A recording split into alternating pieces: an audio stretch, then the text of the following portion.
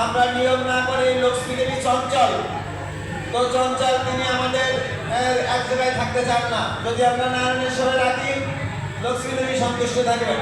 যেরকম স্ত্রী, যথার্থ সতী স্ত্রী যদি তার স্বামীর সেবায় এবং স্বামীর যত্নে যদি না থাকে, ওই সতী স্ত্রী তার জায়গায় তিনি ভালোভাবে স্ত্রী থাকতে পারবেন না। তেমনি ভাবে আমাদের এই লক্ষ্মী দেবীর অর্থ যদি আমরা নারায়ণের সেবায় যুক্ত করি, তাহলে নারায়ণের সেবায় যুক্ত থাকা প্রভাবে আমাদের এই লক্ষ্মী দেবী অচলা হয়ে স্ত্রীর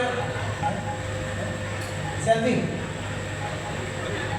সেলফি ভগবানের সাথে সেলফি তোলা এটা আদৌ উচিত নয়।